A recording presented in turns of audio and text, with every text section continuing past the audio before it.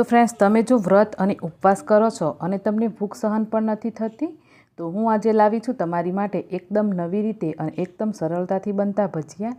તો બેસનના ભજીયા તો આપણે ઘણીવાર બનાવીને ખાધા જ છે એકદમ નવી રીતે. હું તો કહીશ કે અઢળક રીતોથી આપણે ભજીયા બનાવ્યા હશે બેસનથી, પરંતુ આજે આપણે આ ફરાળી ભજીયા બનાવશું, જે ખાતા જ તમને એવું થશે કે બેસનના ભજીયા ખાવા એના કરતાં તો આ જ ખાવા. તો એકદમ સરળતાથી બનશે આ ભજીયા અને નાના મોટા બધાને ભાવશે. તો ચાલો બનાવવાનું શરૂ કરીએ આપણે. તો હેલો ફ્રેન્ડ્સ, હું છું પન્ના અને પન્નાની રસોઈમાં તમારું સ્વાગત છે. આજે આપણે બનાવવાના છીએ બટાકા અને સાબુદાણાના ભજીયા, જે વ્રતમાં પણ ખાઈ શકાય એ રીતે બનાવશું. તો વ્રતમાં એકલા નહીં, તમે આડા દિવસે પણ આને બનાવીને ખાશો તો તમારું મન ખુશ થઈ જશે. એવા બનીને આ ભજીયા તૈયાર થાય છે. સૌથી પહેલાં તો આપણે 2 મીડિયમ સાઇઝના બટાકા લેશું અને એને છાલ ઉતારીને તૈયાર કરીશું. તો બટાકાને તમારી છાલ ઉતારતા પહેલાં બરાબર પાણીથી ધોઈ નાખવાના અને ધોઈને કપડાથી લૂછી અને પછી જ એને સમારવાના, જેથી કોઈપણ પ્રકારનો કચરો કે ડસ્ટ ના આવી શકે. આ ભજીયા બનાવવા માટે આપણે કાચા બટાકા લેવાના છે, એટલે બટાકા બાફવાની એક મહેનત તો આપણી ઓછી થઈ જ ગઈ સમજો. હવે આ રીતે ગ્રેટર લેશું અને બધા જ બટાકાને ગ્રેટ કરી લેવાના. તો બટાકાને તમારે ગ્રેટ કરીને લેવાના છે, પરંતુ હા, તમે આ ભજીયા બાફેલા બટાકા હોય તમારી પાસે તૈયાર તો એમાં પણ બનાવી શકો છો. તો બધા જ બટાકા આપણે આ રીતે ગ્રેટ કરીને તૈયાર કરી લેશું. ત્યાર પછી આપણે બટાકાની અંદર પાણી નાખી અને આ બટાકાના આપણા જે લચ્છા ઉતાર્યા એને બરાબર ધોઈ લેવાના, જેથી બટાકાનો જે સ્ટાર્ચ હોય એ નીકળી જાય. અને લચ્છાઓને થોડા દબાવી અને પછી આપણે બીજા બાઉલમાં લઈ લેશું. પાણીનું પ્રમાણ છે એ નહીં આવવું જોઈએ કે પછી એકદમ ઓછું આવવું જોઈએ. હવે એક આવી રીતનો વાડકો કે કોઈ પણ પ્રકારનો બાઉલ લેશું. એની અંદર આપણે 1 કપ પલાળેલા સાબુદાણા લેવાના. તો આ ભજીયા બનાવવા માટે તમારે આ રીતે આખા સાબુદાણાને પલાળી અને પછી લેવાના. મેં 3 કલાક સાબુદાણાને પલાળી અને રાખેલા અને એને પાણી કાઢીને લીધા છે. મેઝરમેન્ટ આપણે બંને વસ્તુનું સરખું જ લેવાનું. 1 કપ પલાળેલા સાબુદાણા તો 1 કપ બટાકાનું છીણ લેવાનું, બંને વસ્તુને મિક્સ કરીને લેવાનું. હવે એની અંદર નાખવાની આપણે બધી જે વસ્તુ આવે એ તૈયાર કરી લઈએ. તો આ ભજીયાની અંદર આપણે વધારે પડતા મસાલાઓ નથી નાખવાના ફ્રેન્ડ્સ, એકદમ નોર્મલ મસાલાઓથી આપણે આ ફરાળી ભજીયા બનાવવાના છે, જેથી એકદમ સ્વાદિષ્ટ બનશે. તો અહીંયા મેં ધાણા લીધા છે લીલા, અને ધાણાનું પ્રમાણ થોડું વધારે હોય તો વધારે સારા ભજીયા બનશે. અને 3 થી 4 મેં લીલા મરચાં સમારીને લીધા છે. તો લીલા મરચાં મોટા હતા એટલે મેં 3 થી 4 જ લીધા છે. તમારી પાસે નાના હોય તો થોડા વધારે પ્રમાણમાં લેજો, કેમ કે આની અંદર આપણે સૂકું લાલ મરચું કે કોઈપણ પ્રકારનું આપણે બીજું મરચું વાપરવાના નથી.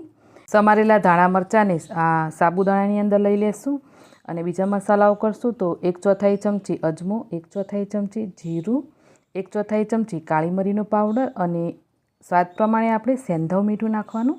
તો ફરાળ માટે બનાવીએ એટલે સેંધવ મીઠું નાખવાનું છે. આડા દિવસે બનાવો તો તમે આની અંદર તમારી પસંદગીના કોઈ પણ બીજા મસાલાઓ નાખીને બનાવશો તો પણ વધારે સ્વાદિષ્ટ બનશે.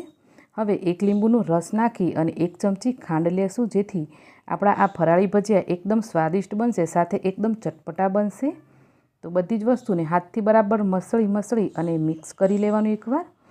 હવે આની અંદર આપણે બાઇન્ડિંગ માટે ફરાળી લોટ લેશું. તો સિંગોડા અને જે રાજગરો આવે એનો લોટ છે મિક્સમાં, જે ફરાળ માટે વાપરીએ એ. તો એમાંથી આપણે 3 ચમચી જેટલો પહેલાં લોટ લેશું.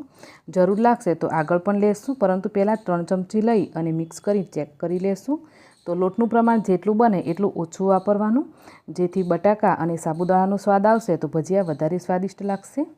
તો બરાબર મિક્સ કરી લીધું. તો અહીંયા તમે જોઈ શકો કે 3 ચમચી લોટની અંદર પણ આ સરસ મિક્સ થઈ ગયું છે. અને આપણું જે બાઇન્ડિંગ જોઈતું હતું એ પૂરતા પ્રમાણમાં છે, તો હું વધારે લોટ નથી લેતી. તો લોટ નાખ્યા પછી પણ ફરીથી એકવાર આ રીતે મસળી અને મિક્સ કરી લઈએ. તો આપણું આ મિક્સ છે એ ભજીયા બનાવવા માટે તૈયાર છે. તો હવે આપણે કઢાઈની અંદર તેલને ગરમ કરીશું. તો ફ્રેન્ડ્સ, અહીંયા આપણે તેલ છે એ ચોખ્ખું વાપરવાનું, કેમ કે આપણે ફરાળ માટે બનાવીએ એટલા માટે. તો હું અહીંયા ફરાળી વસ્તુઓ બનાવવા માટે તેલ છે એને અલગથી થોડું કાઢીને અલગ જ ડબ્બામાં રાખું છું. તો એમાંથી આપણે તેલ ગરમ કરી લેશું. જ્યારે તેલ ગરમ થઈ ગયું એમ લાગે તો એક ભજીયું પાડીને ચેક કરી લેવાનું. જો તેલ બરાબર લાગે તો તમારે એક એક કરી અને ભજીયાને એડ કરી દેવાના તેલની અંદર. અહીંયા તમારે આ ભજીયાને મીડિયમ ટુ હાઈ ફ્લેમ પર તેલને ગરમ કરી અને પછી પાડવાના. જો તેલ એકદમ ઠંડુ હશે તો તમારા ભજીયા છે એ તેલ પી લેશે અને પછી એ તેલવાળા બનશે. તો તમારે થોડું એવું તેલ ગરમ કરી અને પછી જ ભજીયાને પાડવાના. પછી જેવા ભજીયા પાડો એવો જારું નહીં નાખવાનું, આ રીતે થોડી ચમચી ફેરવી અને પછી જારો નાખી અને ભજીયાને કાઢવાના। તો આ ભજીયાને તળાતા 3 થી 4 મિનિટ જેટલો ટાઈમ લાગશે। એકદમ એની ઉપરની લેયર છે એ ક્રિસ્પી થાય ત્યાં સુધી તમારે ભજીયાને તળવાના છે એટલા માટે। તો સરસ ઉપરથી ક્રિસ્પી અને અંદરથી સોફ્ટ એવા ભજીયા બનીને તૈયાર થશે। તો મેં અહીંયા એક બેચ તળીને કાઢી લીધી અને હવે આ છેલ્લી બેચ તળું છું। તો આ રીતે તમે આ ભજીયા બનાવી અને જરૂરથી ટ્રાય કરજો ફ્રેન્ડ્સ, કેમ કે આ ભજીયા એટલા સ્વાદિષ્ટ લાગે છે ખાવામાં। તો એકવાર તો બનાવવાનું બને જ છે। તો આપણા ભજીયા છે એ બધા બરાબર તળાઈને તૈયાર થઈ ગયા છે। તો આપણે એને જારાથી કાઢી લઈએ। તો ચાલો પછી એકદમ ફટાફટ આપણા ગરમા ગરમ ભજીયા બનીને તૈયાર છે। તો આ ભજીયાને તમે ચટણી સાથે તો સર્વ કરી શકો, પરંતુ હા, મને આ ચટણી સાથે ઓછા ભાવ્યા, તો મેં એને દહીં સાથે સર્વ કર્યા છે।